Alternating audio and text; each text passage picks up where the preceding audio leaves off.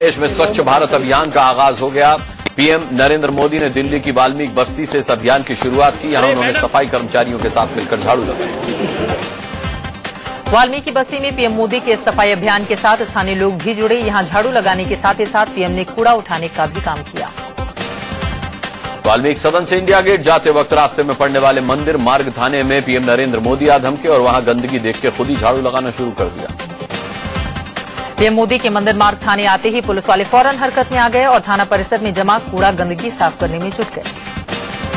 PM Narendra Modi ने India gate पर लोगों को स्वच्छ भारत अभियान की शपथ दिलाई। भारी संख्या में पहुंचे लोगों ने पीएम के साथ स्वच्छ भारत का संकल्प लिया। सिर्फ बोलना नहीं है, शपथ लेना है। शपथ लेंगे हैं। पीएम नरेंद्र मोदी जब लोगों को स्वच्छ भारत अभियान की शपथ दिला रहे थे तो मंच पर केंद्रीय मंत्री नितिन गडकरी और वेंकैया नायडू के साथ ही साथ एक्टर आमिर खान भी मौजूद थे। पीएम नरेंद्र मोदी ने स्वच्छता अभियान के तहत 9 नामचीन हस्तियों को अपने साथ जोड़ा और इनसे अपील की है कि वो भी 9 लोगों को जोड़ते चलें और चेन बनता रहे। मैंने आज 9 लोगों को निमंत्रित किया है। उनसे भी मेरा आग्रह है कि वे भी और 9 लोगों का नाम तय करके उनको भी निमंत्रित करें। मोदी ने इस अभियान में तारक मेहता का उल्टा चश्मा सीरियल की टीम, सलमान खान, कमल हासन, प्रियंका चोपड़ा, सचिन तेंदुलकर, बाबा रामदेव, गोवा की गवर्नर मृदुला सिन्हा, कांग्रेस नेता शशि थरूर और अनिल अंबानी को जोड़ा है। इंडिया गेट पर पीएम नरेंद्र मोदी ने स्वच्छता मार्च को झंडी भी दिखाई और खुद इसमें शामिल भी हुए। मार्च में भारी संख्या में लोग शरीक हुए। इंडिया गेट पर पीएम के साथ लोगों ने स्वच्छ भारत की शपथ ली, लेकिन जैसे ही कार्यक्रम खत्म हुआ बोतल, प्लेटें, कागज वगैरह वहीं छोड़कर चले गए और हर तरफ गंदगी पसर गई। वाल्मीकि बस्ती में सफाई अभियान के दौरान बड़ी संख्या में बच्चे भी पहुंचे थे, जिनसे पीएम नरेंद्र मोदी मिले और इन्हें ऑटोग्राफ भी दिया। केंद्र सरकार ने स्वच्छ भारत अभियान के लिए हर ग्राम पंचायत के लिए फंड का भी ऐलान किया है। हर गांव को प्रति साल इस अभियान के लिए 20 लाख रुपए दिए जाएंगे। मध्य प्रदेश के मुख्यमंत्री शिवराज सिंह चौहान ने भी स्वच्छ भारत की शपथ दिलाई। भोपाल में एक कार्यक्रम में उन्होंने लोगों को साफ सफाई का संकल्प दिलाया। केंद्रीय गृह मंत्री राजनाथ सिंह अपने संसदीय क्षेत्र लखनऊ में स्वच्छ भारत अभियान के साथ जुड़े बीजेपी नेताओं के साथ उन्होंने यहां झाड़ू लगाई। रेल मंत्री सदानंद गौड़ा और स्वास्थ्य मंत्री डॉक्टर हर्षवर्धन ने नई दिल्ली स्टेशन पर साफ सफाई की तो कानून मंत्री रविशंकर प्रसाद ने पटना और अनंत कुमार ने बेंगलौर स्टेशन पर झाड़ू लगाई। एचआरडी मंत्री स्मृति ईरानी ने गुजरात के आणंद रेलवे स्टेशन तो रक्षा राज्य मंत्री वीके सिंह ने गाजियाबाद स्टेशन में सफाई की। रेल राज्य मंत्री मनोज सिन्हा ने मुंबई के सीएसटी स्टेशन पर झाड़ू लगाई। स्वच्छ भारत अभियान से बीजेपी के वरिष्ठ नेता भी जुड़े। बीजेपी अध्यक्ष अमित शाह ने मुंबई में तो मुख्तार अब्बास नकवी ने मुरादाबाद में झाड़ू लगाई। लालकृष्ण आडवाणी ने अहमदाबाद में डस्टबिन बांटे। पटना एयरपोर्ट पर बीजेपी सांसद शत्रुघ्न सिन्हा ने और चंडीगढ़ में सांसद किरण खेर ने भी झाड़ू लगाकर पीएम मोदी के सफाई अभियान में हिस्सा लिया। दोनों ने स्वच्छ भारत अभियान में लोगों से सहयोग मांगा। आम आदमी पार्टी के संयोजक अरविंद केजरीवाल भी स्वच्छ भारत अभियान से जुड़े। उन्होंने पीएम आवास के पास रेसकोर्स रोड के पीछे बीआर कैंप में नाले की सफाई की। स्वच्छ भारत अभियान में navy chief admiral robin Dhawan और आर्मी चीफ दलबीर सिंह सुहाग भी शामिल हुए।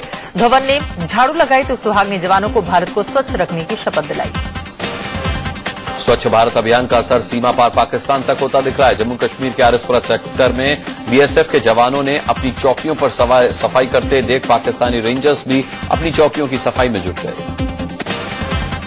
दक्षिण दिल्ली के आरकेपुरम इलाके में निगम पार्षद ने एमसीडी सफाई कर्मियों को सम्मानित किया। एमसीडी कर्मियों ने कहा कि अगर उनके सरकार हितों का ख्याल रखे तो वो अपना काम और बेहतर ढंग से कर सकते हैं। गांधी जयंती के मौके पर पीएम नरेंद्र मोदी दिल्ली के गांधी स्मृति पहुंचे और यहां उन्होंने ध्यान लगाया। गांधी स्मृति में शास्त्रीय गायक पंडित छन्नूलाल मिश्र ने गीत भी प्रस्तुत किए। पीएम मोदी मुग्ध भाव से ये गीत सुनते रहे।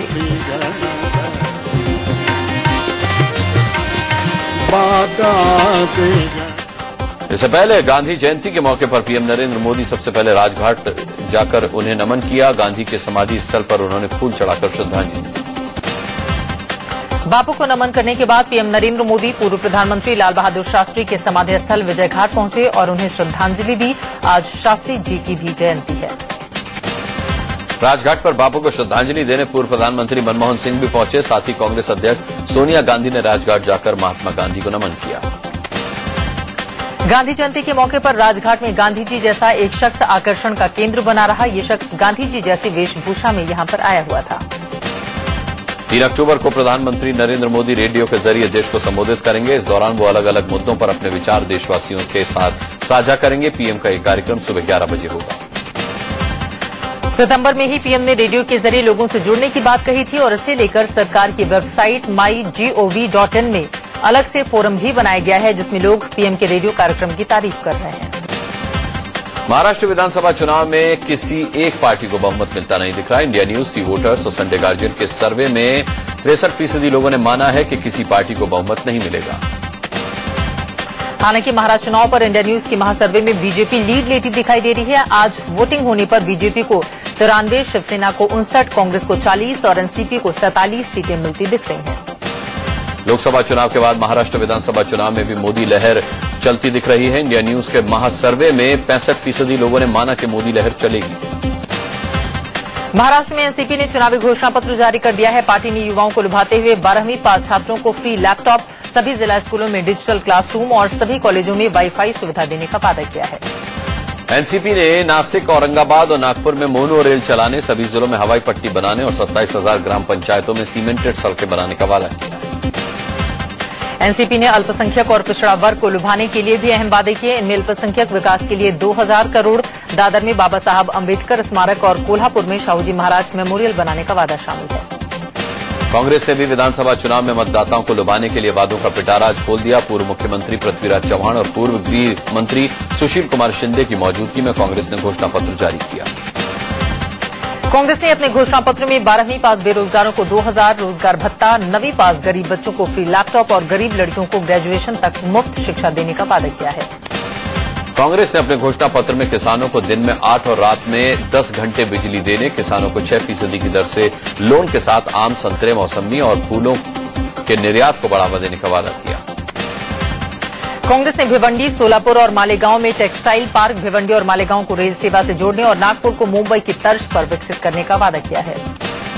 महाराष्ट्र में बीजेपी ने शिवसेना के साथ चुनाव के बाद गठबंधन के संकेत दिए हैं। पार्टी के प्रवक्ता महाराष्ट्र प्रभारी ओम माथुर ने कहा है कि उनका टारगेट शिवसेना नहीं बल्कि कांग्रेस एनसीपी है। ओम माथुर ने यह भी कहा कि भले ही हमारी दोस्ती शिवसेना से कायम रहेगी, लेकिन फिर भी हम चुनाव की तरह लड़ेंगे और महाराष्ट्र में बीजेपी अकेले बहुमत से जीतेगी। हरियाणा विधानसभा चुनाव के लिए बीजेपी ने अपना घोषणा पत्र जारी किया है। बीजेपी नेता मुख्तार अब्बास नकवी ने कहा कि पार्टी महाराष्ट्र और हरियाणा में चुनाव के बाद किसी से गठबंधन नहीं करेगी और अपने दम पर पूर्ण बहुमत की सरकार बनाएगी। बीजेपी ने अपने घोषणा पत्र में बुजुर्गों, विधवाओं को हर महीने 2000 पेंशन, बीपीएल परिवारों को 1 रुपए किलो अनाज और शिक्षित बेरोजगारों को 6 से 9 हजार तक मानदेय देने का वादा किया है। बीजेपी ने हरियाणा में एम्स की तर्ज पर 2 मेडिकल संस्थान, दक्षिण हरियाणा में हाईकोर्ट की बेंच और खेलों को बढ़ावा देने के लिए हरियाणा स्पोर्ट्स लीग का गठन करने का वादा किया है। बीजेपी ने हरियाणा की जनता को 24 घंटे बिजली आपूर्ति, बुजुर्गों के लिए एक सहायक के साथ निःशुल्क तीर्थ यात्रा की सुविधा और सभी राजमार्गों को 4 लेन बनाने का वादा किया है। 6 अक्टूबर को पीएम नरेंद्र मोदी फरीदाबाद में चुनावी रैली करेंगे। रैली एनआईटी इलाके के दशहरा मैदान में दोपहर में होगी। इंडियन नेशनल लोकदल ने हरियाणा विधानसभा में युवाओं को लुभाने के लिए रैपर हनी सिंह को उतार दिया है। इनेलो ने हनी सिंह के गायगानों को प्रोजेक्टर पर दिखाया गया।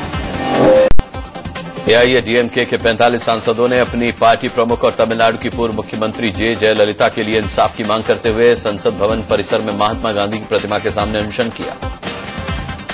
एआईएडीएमके के 45 सांसद सुबह 10 बजे से शाम 5 बजे तक अनशन पर बैठे। सांसदों ने जयललिता की याचिका पर सुनवाई में देरी पर हैरानी जताई और मांग की कि जयललिता को कानून के मुताबिक तत्काल राहत दी जानी चाहिए।